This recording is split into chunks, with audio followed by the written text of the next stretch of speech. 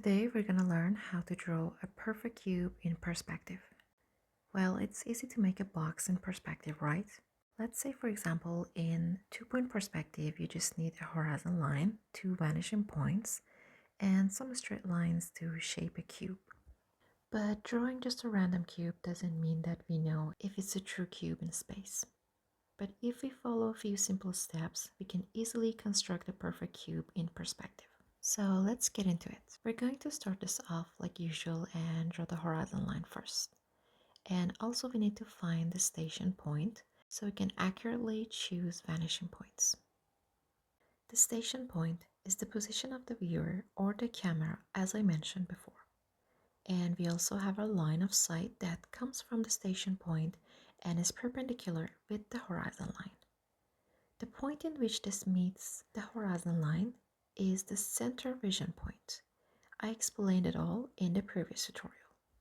So to find the vanishing points, since we're drawing a cube with 90-degree angle, we need to make sure that our vanishing points are also at 90 degrees. So we can go ahead and choose a specific angle like 45 and 45 degrees, or 30 and 60 degrees, or we can just take a 30, 60, 90 triangle and use the 90-degree right angle to place some vanishing points on the horizon line like this. So now we have this 90-degree right angle at the station point, and we know that we are constructing a square for the cube. From the station point, we need to choose a degree angle to draw the cone of vision. If you don't know what is a cone of vision, check the link above. This way the box we create will be in the viewer's field of vision and free from distortion. What are we going to do now is find a diagonal vanishing point. To do this, we simply halve that 90-degree right angle at 45 degrees from the station point, and then we find that point on the horizon. Now we can draw our cube. First, let's draw a tile as the base. Draw 3 sides of a tile on the ground. It doesn't really matter how or where you draw these lines. Just make sure this is inside your cone of vision. Intersect 2 lines from both the left and right vanishing points. Then we can create the other side of the square using the right vanishing point. At the point in which those 2 lines meet, we can bring a line up to the diagonal vanishing point. So draw a line from the corner of the tile to the 45-degree vanishing point. Where the 45-degree line crosses the perspective line is where you can draw the fourth side of your tile. We then finish the final side by taking a line from the left vanishing point through the point in which the previous line we created meets the diagonal line.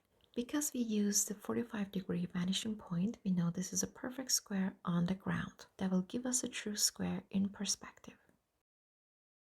Even though we know our tile is a square, we don't know how tall to draw the sides to make it a perfect cube. To find this height, we need to find the length of the line from one of the vanishing points to the station point. It won't matter which one. Then rotate the same dimension up to the horizon line and mark the point. From this point, we draw a line to the opposite corner of the tile. Next, draw a horizontal line from the front corner of the tile. Where these 2 lines meet will be the height of our perfect cube. Simply measure this and rotate that dimension up to front corner of our cube. The rest of the cube falls into place easily now. Draw perspective lines to the top of the cube